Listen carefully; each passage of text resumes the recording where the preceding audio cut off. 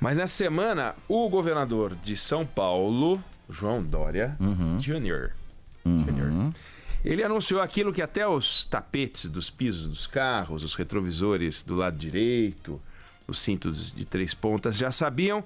O grupo Caoa não vai arrematar a planta industrial da Ford em São Bernardo do Campo, no ABC Paulista. ABC Paulista que já foi uma das 5 maiores plantas, aquele conjunto, foi um dos 5 maiores polos de produção automobilística do mundo. Não vai arrematar. A Ford anunciou em fevereiro do ano passado que ia sair do Brasil, não, que ia interromper a produção naquela planta. Para quem não sabe, foi um pouco difícil de mencionar uma planta industrial, né? Mas eu detesto comparar as coisas com o campo de futebol quando a comparação é muito desfavorável ao campo de futebol, porque já é difícil imaginar 12 campos de futebol. Mas aquela planta tem 100 hectares. Quem entende de fazenda, sítio, chácara, 100 hectares é uma área razoável. Um campo de futebol tem cerca de 1 hectare. Então são 100 campos de futebol. Quando a gente fala uma fábrica, não é um galpão com os troços dentro lá, entendeu? São 100 campos de futebol de atividade, produção de estoque, de pneu, de metal, de parafuso, de porca, e linhas de montagem e tal. Era uma fábrica monstruosa. E aquela fábrica se anunciou, né, a Ford anunciou que em fevereiro do ano passado queria desativar, 11 meses depois desativou, 11 meses depois, janeiro desse ano, o grupo Caoa disse, olha, não vamos ficar com aquele troço lá não vai rolar. Aí o João Dória falou isso, o grupo Caoa confirmou, o governador disse, olha, tem outros 2 compradores interessados, vamos ver se tem mesmo, né? Eu acho que não tem comprador interessado coisa nenhuma, para fazer fábrica ali, acho que não, mas vamos ver o que acontece, tomara que tenha. A Ford vai gastar quase 2 bilhões de reais. Essa desativação custa quase 2 bilhões de reais. É um negócio monumental, né? Só que ela está fazendo uma reestruturação mundial que está custando 11 bilhões de dólares. Então você pega 11 vezes 4, 44, 45, sempre tem aqueles quebradinhos. 45 ela está gastando 1,7 aqui. Então, pra você ter uma ideia, é muito, mas é que tudo nesse mercado é gigantesco. Ela está fazendo isso. Por que é importante discutir esse fechamento da fábrica, que a gente já discutiu quando foi fechado, mas o desinteresse da Caoa? O que está acontecendo, né? O que está acontecendo é o seguinte. A gente tem um problema no Brasil, no setor de automóveis. A gente tem um problema no Brasil no setor industrial. E esses 2 problemas, eles aparecem de certa forma nesta planta que ninguém quer mais, né? O governador fala que tem outros 2 interessados. Vamos ver. O fato é o seguinte, no ano de 2018, foi o último ano que a fábrica operou dos 12 meses, ela produziu 33 mil automóveis, que dá 11 automóveis por empregado. Trabalhar com essa produção significa trabalhar com 12% da capacidade instalada, né? Foi o que aconteceu ali. Sabe quanto precisa ser o equilíbrio de uma fábrica da indústria automobilística? Capacidade instalada é 80%. Se você opera com 80%, você trabalha em equilíbrio. Se você opera com 12%, você está na roça. Não dá para tocar. Então, é um problema. A Ford está com uma média no Brasil, estava com uma média no Brasil, incluindo a fábrica da Ford, de 58%. Muito em função de Camaçari, onde ela tem uma planta, produz mais, numa taxa melhor. Lembrando que Camaçari está cheia de incentivo fiscal. Né? Camaçari é uma produção cheia de incentivo fiscal. Então, se você tirar todos aqueles incentivos fiscais, se você tirasse todos aqueles incentivos fiscais, você iria para uma realidade de mercado para você saber qual é o seu real custo de produção num ambiente normal, ortodoxo. Com os incentivos fiscais, você fica um ambiente, não digo artificial, mas um ambiente especial, protegido. E lá, a fábrica produz 6 vezes mais automóveis do que produzia aquela outra fábrica, 6 vezes mais a produção, com 50% mais funcionários. Então, é uma diferença muito forte. Aí a Ford olha e fala, não dá. Também ela tinha fechado uma planta na Argentina. O problema não é um problema específico do Brasil, mas, lamentavelmente, temos um problema no Brasil, né, para você poder abastecer o mercado. As montadoras, elas preferem exportar os carros para a América Latina a partir de Ásia, México e Europa. E não no Brasil. Por exemplo, o Peru importou 70% dos carros da Ásia. Tudo bem, é conveniente, faz sentido. Mas só 2% do Brasil. Isso no ano de 2014, 2015. Porque o custo de produção no Brasil é de 7 a 10% mais caro do que nos Estados Unidos, que já é mais caro do que na Ásia. Então o Brasil fica numa posição complicada. Na média, um operário no Brasil produz 33 veículos por ano. Os chineses produzem 54, a um custo bem menor. Os americanos produzem 55, a um custo bem menor. Nos últimos 20 anos, a China aumentou a produtividade dela em mais de 8% ao ano. Significa que, a cada ano, ela produzia 8% a mais do que no ano anterior. O Brasil aumentou a produtividade em 1,2% ao ano. Ou seja, no ano seguinte, 1,2% mais coisa do que no ano anterior. Então vamos pensar que a China produzisse 100 carros, viesse a produzir 100 carros em 2020. Ela dobraria a produção em 2029, ao ritmo de 8% ao ano. Em 9 anos, ela conseguiria produzir 200 automóveis. Só para a gente poder entender o que quer dizer 8%. Bom, e o Brasil, vamos imaginar que também começasse 2020 produzindo 100 automóveis, igual a China.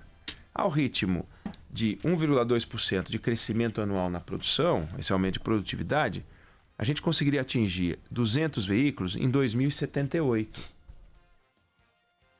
Ou seja, como pode um país levar 50 anos a mais do que o outro para atingir a mesma marca, partindo do mesmo ponto?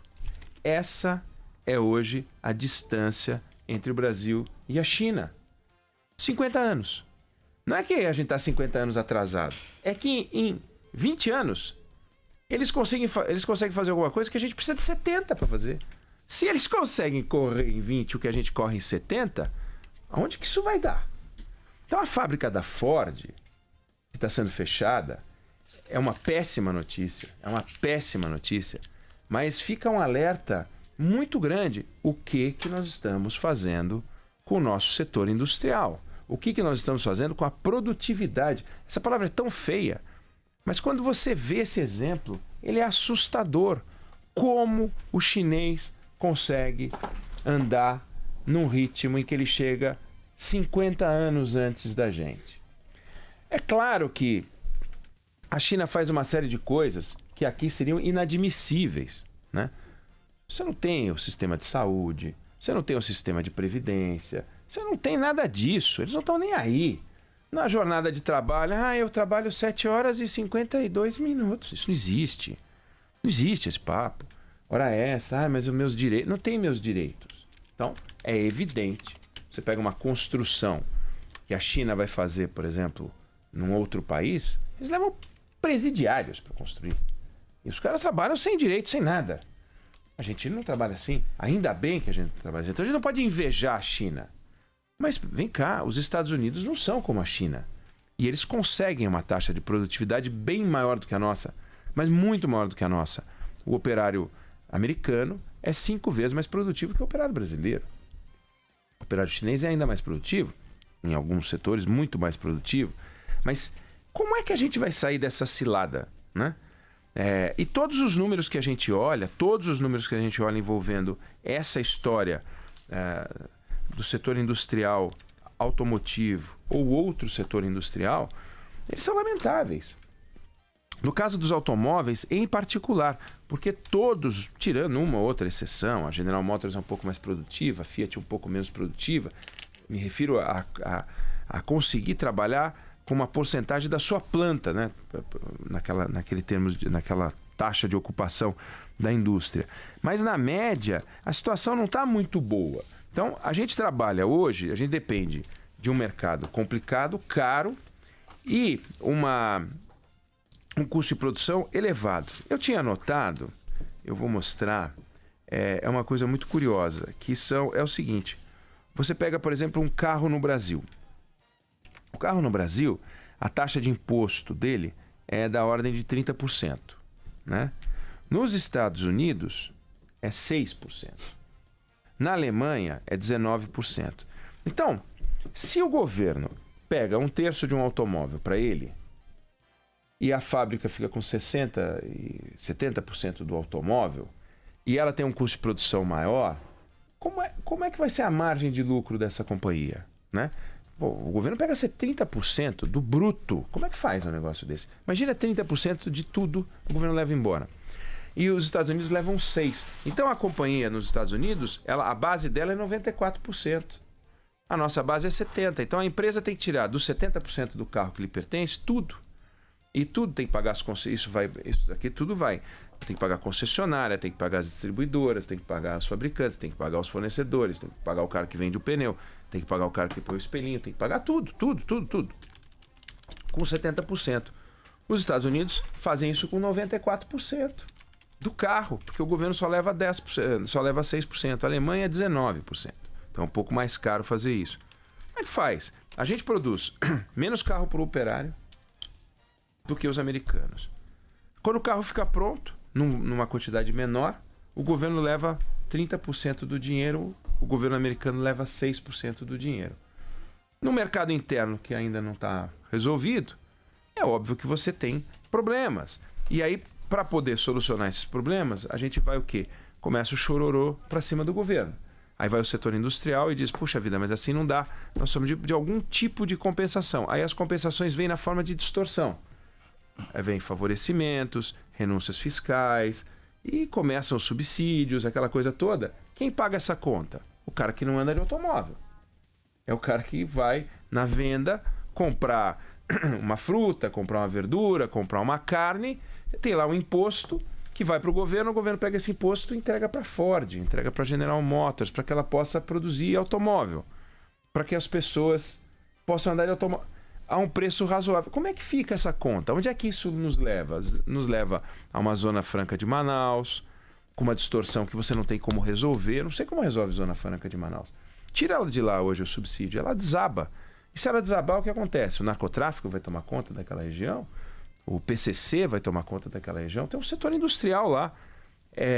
Do ponto de vista econômico clássico, não faz sentido você ter uma série de fábricas no meio da floresta com dificuldade de acesso. Mas, do ponto de vista estratégico, talvez faça sentido. Agora, se tudo for visto só do ponto de vista estratégico, o país quebra estrategicamente, porque as coisas têm que ter viabilidade econômica. A dona Ford, quando olha para a fábrica de São Bernardo do Campo, ela fala, eu sou inviável aqui. Então, tchau. Largou para trás. Quanto custa fechar esse negócio? 2 bi. Dá um checão, fecha essa coisa aí. E aí, como é que fica? O compromisso dela com o país? Não tem compromisso com o país. Ela não pode, ela tem que ter compromisso com os acionistas. Porque se ela tiver compromisso com o país, ela quebra. E se ela quebrar, os acionistas vão de embrulho. Então ela precisa ter um compromisso com o acionista. Para ter o compromisso com o acionista, ela vai reduzindo os seus compromissos com o país. Agora, governantes e nós, sociedade, temos um compromisso com o país. Nós somos o Brasil. Então, precisamos ver o que é mais importante para o Brasil, como é que a gente sai dessa cilada. Aí vai cair no clássico. Tem que formar a mão de obra melhor, tem que ter educação, tem que ter condições, um ritmo ainda, desburocratizar, reformas e mais reformas, reforma tributária, para que a gente possa sair de 33 automóveis por trabalhador e ir para os 50, 48, 55, porque senão ninguém vai montar uma planta industrial no Brasil. Nós temos hoje 65 plantas do setor automobilístico. Tínhamos há 8 anos, 6 anos, tinha 50 e poucas, tem 65. Daqui a pouco vai cair para 58, depois cai para 47. E se você, por exemplo, melhora a qualidade dos portos, começa a melhorar a estrutura para importação e de repente fica, opa, tá melhor, vale mais a pena, então agora é só importar. Aí traz do México, traz da Europa. E como é que nós vamos ficar aqui? Ontem disse o professor Zé Roberto Mendonça de Barros, ainda que seja inexorável um processo em que o setor de serviços cresça, como eu falei ontem, mas ele lembrou, paga os melhores salários do setor industrial, investe em tecnologia, investe em pesquisa. Se não tiver o setor industrial, o negócio vai ser muito complicado, a não ser que você tivesse um setor de serviços absolutamente extraordinário, com universidades incríveis apoiando, né? Com um monte de montadores de, sei lá, com um monte de Apples aqui dentro, e que contrata o setor industrial em outros lugares, tudo bem, porque o dinheiro fica onde está o dono do capital. Mas não é o caso do Brasil. A gente ainda é um país que exporta commodity e a gente está vendo o setor industrial sofrendo naturalmente, como em outros países, mas em especial aqui no Brasil, está acontecendo um negócio esquisito. Então essa fábrica, ela chama atenção para um mega problema brasileiro que a gente tem que olhar com muito carinho, porque se a gente demorar, quando a gente acordar, a gente perdeu tudo.